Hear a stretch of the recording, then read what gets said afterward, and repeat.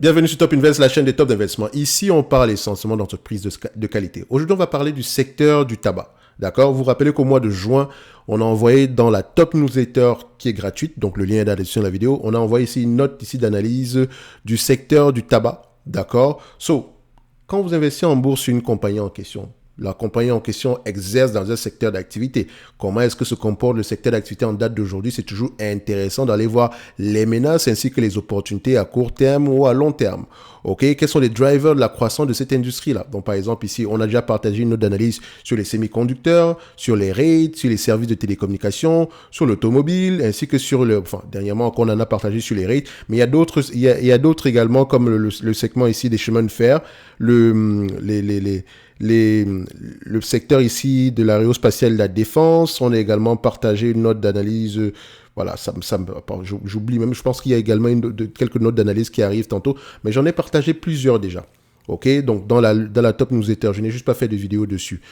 C'est toujours intéressant de voir à peu près ce qui se passe dans le secteur, mais voilà, vous pouvez voir ici que la note concernant les semi-conducteurs, on n'a pas anticipé ChatGPT. Regardez bien, ça date du mois d'octobre, à peu près à cette même période, il fallait même la mettre à jour. De toutes les façons, ceux qui lisent les rapports financiers, ceux qui écoutent les conférences calls, vous aurez pu vous rendre compte que il y avait à peu près du changement. De toute façon, on parlait déjà d'intelligence artificielle depuis plusieurs années. D'accord, jusqu'à aujourd'hui que ChatGPT est arrivé à bousculer beaucoup de choses.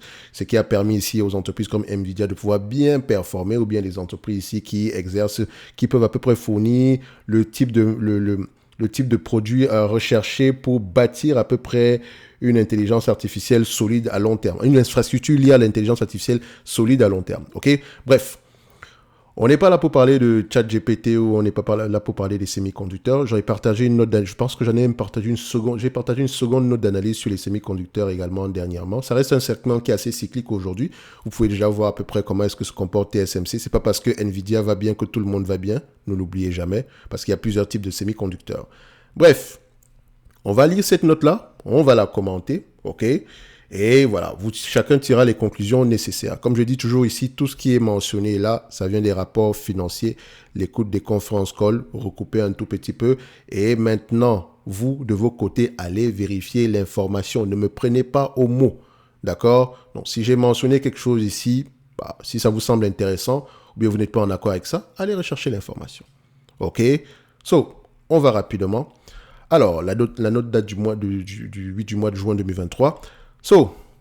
Alors, les facteurs affectant le marché. Alors qu'ils étaient en quarantaine à la maison en raison des restrictions imposées au rassemblement public pendant la pandémie de Covid-19, de nombreuses personnes ont commencé à fumer plus fréquemment afin d'évacuer le stress. Depuis que les recommandations relatives au maintien à domicile ont pris fin, la consommation mondiale de cigarettes a diminué, revenant au niveau de consommation antérieur à l'apparition de la pandémie de Covid. Donc, il y a eu un boost au niveau de la consommation. Mais c'était une situation temporaire. Dans tous les cas, il y a beaucoup d'industries, même le tabac également, en a bénéficié. Donc, en Europe, les fumeurs sont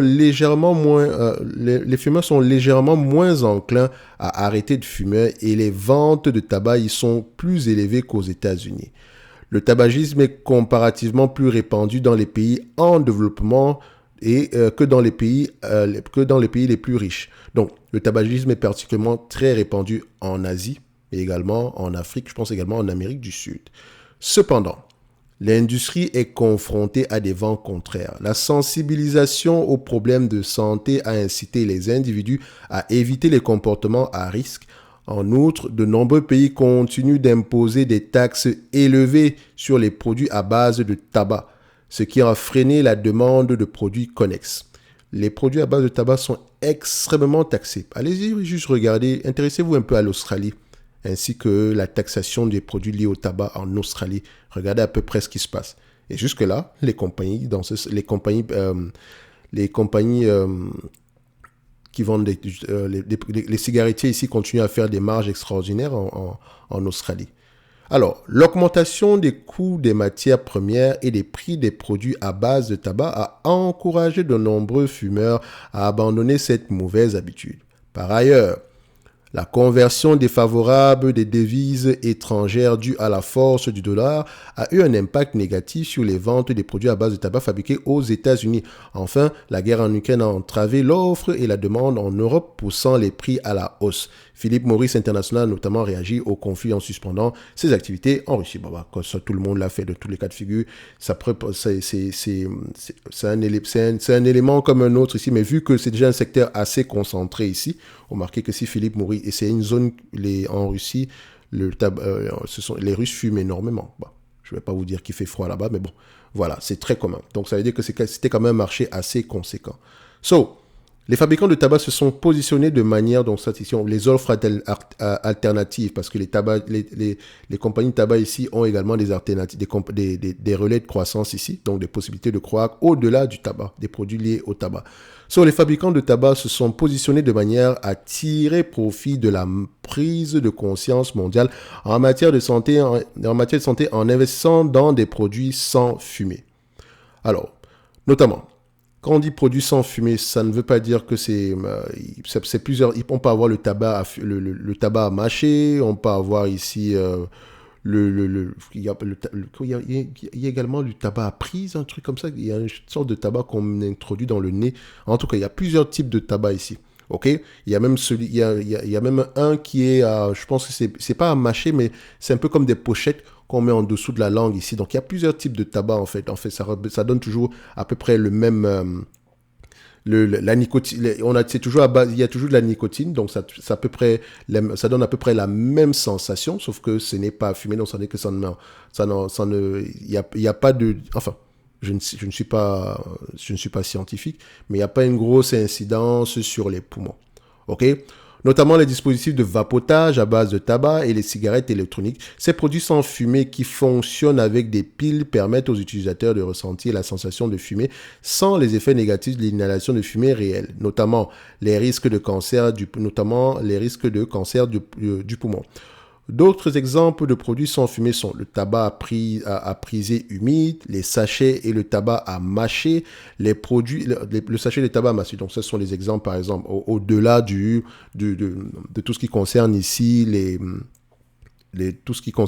produits de vapotage. Ces produits représentent toutefois leurs propres risques, tels que les risques de cancer de la bouche. Oui, c'est pas si évident que ça. Il y a toujours des risques avec ça. D'accord? Donc le tabac, c'est pas parce qu'on le fume pas que ce n'est pas que consommer autrement, ce n'est pas si nocif que ça. D'accord? Faites attention. Alors, concernant la réglementation.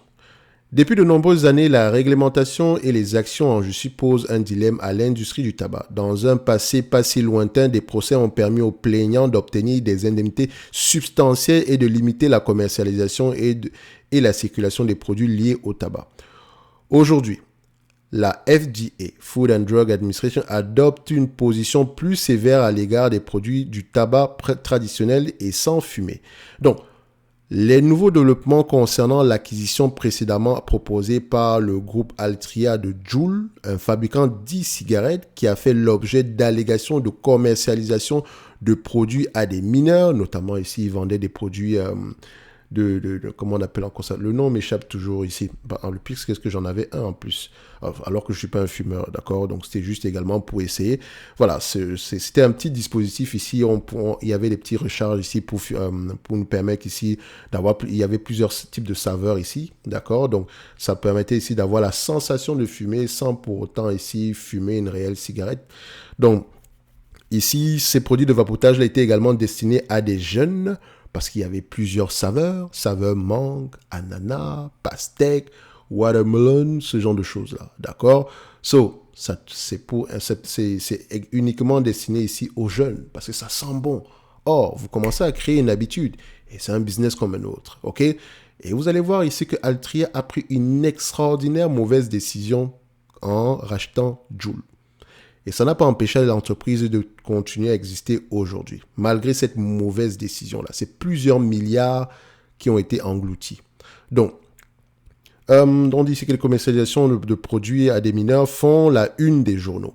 Donc, des milliers d'actions en justice ont été intentées et Juul a accepté de les régler pour un montant total de 1,2 milliard de dollars. En juin de l'année dernière, la FDA a annoncé son intention d'interdire à Juul de vendre des produits aux États-Unis. L'interdiction est toutefois en suspens, Juul ayant fait appel. Donc, je n'ai pas vérifié dernièrement ici, donc je sais que si ça a changé, c'était au mois de juin. Au moment où nous écrivons ces lignes, donc à cette période-là, Juul fait l'objet d'un procès civil dans le Minnesota où l'État réclame plus de 100 millions de dollars de dommages et intérêts. Donc, allez-y vérifier si c'est déjà d'actualité ici aujourd'hui, si ça a été réglé ou pas. Bien qu'Altria ait cédé sa participation dans Juul, parce que normalement, si vous voulez avoir des informations sur Juul, vous passez par Altria, elle est toujours co-accusée dans le procès. Altria affirme avoir perdu 12,8 milliards de dollars dans des investissements connexes. Malgré ces revers, Altria a entrepris des pourparlers avancés en vue d'acheter un autre fabricant de cigarettes, Enjoy Holding, pour 2,75 milliards de dollars. Il me semble que ça a été bouclé. Donc, de toute façon, on peut aller vérifier ça maintenant. Enjoy Holding, recherche, et on va aller vérifier ici. On met Altria. OK. Qu'est-ce qui se passe? Update Altria Pending Acquisition. Moi, Altria Complete Acquisition. OK. Donc, OK, mois de juin, parfait. Donc, l'acquisition a été bouclée. Definitive Agreement. OK, parfait. Donc, tout est correct de ce côté-là. Donc, Altria devient à peu près propriétaire ici de Enjoy Holding pour 2,75 milliards de dollars. Là encore, il est possible que l'opération fasse l'objet d'un examen réglementaire. Donc, je pense ici que quand on regarde ceci, le document qu'on avait, pas le document, mais ici, on met Complete Acquisition. OK, donc c'était le 1er du mois de juin. Donc, c'est parfait. Je pense que ça, c'est validé. Maintenant, s'il y a autre chose derrière, je n'ai pas d'informations supplémentaires. De toutes les façons, il faudra regarder ça dans les rapports financiers de Altria, et récents en tout cas. Alors, on revient sur l'article. Alors, là encore, donc on avait déjà lu ça. Donc, mise à jour sur les acquisitions. Parce que c'est un marché en pleine consolidation. D'accord? Le tabac, ce n'est pas juste Altria, Philip Morris ou bien British American Tobacco. D'accord? Il y a également Japan Tobacco, si je ne me trompe pas. Une autre entreprise, le nom m'échappe. Mais c'est un marché en pleine consolidation.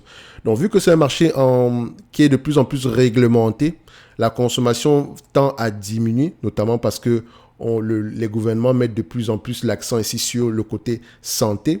Et ces entreprises-là sont vu qu'elles sont déjà de plus en plus taxées, elles auront tendance à fusionner. Surtout qu'elles ont un pricing power, d'accord? Elles auront tendance à fusionner ici, donc ce qui pourrait être c'est une bonne chose. Mais vous pourrez également voir que les multiples de valorisation ne seront pas aussi élevés que ça. Donc, les trois principales entreprises de l'industrie du tabac sont British American Tobacco, Altria et Philip Morris. Donc, ici, on peut voir que Altria et Philip Morris sont extrêmement sous-évalués. Donc, vous pouvez voir ça ici. Donc, si on prend ici du Altria, qu'est-ce qu'on constate? Altria, ça ressemble à ça. 8 fois les bénéfices. Alors, si on prend du Philip Morris c'est un peu plus élevé que ça.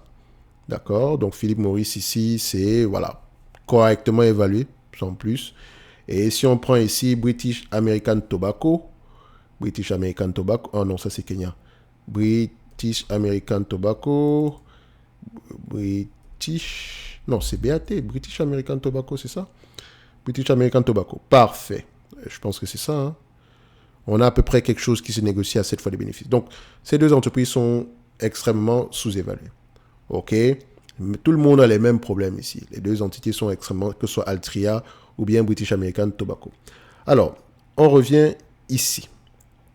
Alors, les trois principales, donc, sont British American Tobacco, Philip Morris. En novembre 2022, Philip Morris a acheté Swedish Match, un fabricant de sachets de nicotine, de tabac à mâcher et de tabac à priser basé à Stockholm. Philip Morris, dont le siège social se trouve à New York, affirme que cette transaction facilitera son projet de devenir une entreprise sans tabac. C'est drôle. Même si l'opération a été approuvée par la Commission européenne, elle risque d'être examinée par les autorités de l'Union européenne chargées des fusions et acquisitions. Donc, enfin, aux États-Unis, les autorités de régulation renforcent leur surveillance antitrust et pourraient bien examiner cette opération à la loupe. Donc, il faudra aller vérifier également si ça a été validé. OK, donc, en conclusion, les actions de l'industrie du tabac ont la réputation d'être des investissements relativement sûrs. Une majorité d'entre elles possèdent de solides qualités financières, bien que ces actions ne soient peut-être pas attrayantes pour les investisseurs qui recherchent un large potentiel d'appréciation du capital. D'ici 2026-2028, donc pour ceux qui sont là pour une période assez... Enfin, 2026-2028, c'est très proche. Et en fait, je n'en sais même rien à la fin de la journée. D'accord? Parce que je ne sais pas comment est-ce que le marché va se comporter ici. Question d'appréciation du capital, c'est un marché ce sont des entités qui sont assez boudées par le marché, notamment tout ce qui concerne l'ESG, etc. Mais quand on a ce type d'entreprise, elles-mêmes, elles doivent être leur propre catalyseur. Donc, savoir, soit on rachète les actions, soit on distribue le dividende, ou on fait un mix des deux. Je pense ici, dans cet exemple-ci, c'est bien de faire un mix des deux. Maintenant, il y aura également tendance à faire beaucoup de fusions et acquisitions dans le secteur afin de pouvoir le consolider. Mais voilà, je ne m'attends pas à ce que ce secteur-là soit le prix des différentes actions augmente sur les mois à venir, même si elles sont extrêmement sous-évaluées. Si vous les achetez, c'est uniquement par rapport au rendement lié au dividende. Et quand on parle du rendement lié au dividende ici, on questionne ici la politique d'allocation du capital. Sérieusement, est-ce que vous pensez qu'elle a mieux à faire? Est-ce que vous pensez qu'elle peut mieux réinvestir cet argent-là que vous en date d'aujourd'hui, surtout dans une entité, dans un secteur qui est déjà mature et où elle a déjà pris les devants par rapport à ici à tout ce qui concerne ici les transformations à venir, notamment ici, tout le monde s'en va ici, tout ce qui concerne ici le vapotage, etc., ou bien les produits connexes. Donc, il y a également, vous allez vous dire que ce type d'entreprise-là, est-ce qu'elles auront tendance ici est-ce que ces entreprises-là existeront sur les 10 prochaines années? Il y a de grandes chances que oui, sauf si on les interdit littéralement. Mais il y a de grandes chances que les cigarettes existent sur les 10 prochaines années. Maintenant, est-ce que la régulation va changer? Non. Elle va devenir de plus en plus contraignante. Est-ce que les prix vont baisser? Non. Ils vont de plus en plus augmenter. Donc, on continue ici. Elles devraient s'intéresser aux investisseurs soucieux de leurs revenus. Donc, leurs rendements sont supérieurs à la médiane du marché et quand on dit médiane du marché, S&P 500, et des augmentations régulières des dividendes annuels sont probables à long terme. Voilà. C'est à peu près l'état des lieux aujourd'hui par rapport à ce que moi j'ai pu comprendre dans le secteur d'activité concernant ici toutes les compagnies qui exercent dans le secteur du tabac. Donc, consolidation, diversification vers des produits connexes. Donc, on aurait pu mentionner également le cannabis ici. OK, parce que tous également le font, même si ce n'est pas aussi même s'ils n'apportent pas aussi d'importance à ce segment-là que sur tout ce qui concerne ici le vapotage ou bien les produits connexes liés au tabac. Donc, quand on dit produits connexes ici, on peut dire le tabac à chicher, le tabac ici, le tabac à prise, le tabac à mâcher, etc. Et le tabac ici en sachet, donc celui qui permet je ne sais pas si on le mâche ou je ne sais pas comment on fait avec ça. Bref. Il y a des alternatives, il y a certaines perspectives d'avenir ici, mais voilà, l'entreprise également, vous comprenez que nous sommes sur un secteur mature, donc elle aura tendance à distribuer énormément de cash. Donc, en date d'aujourd'hui, pour quelqu'un qui va acheter cette compagnie-ci, il y a de grandes chances que le dividende actuel soit encore présent, au moins à ces niveaux-ci, sur les 10 prochaines années.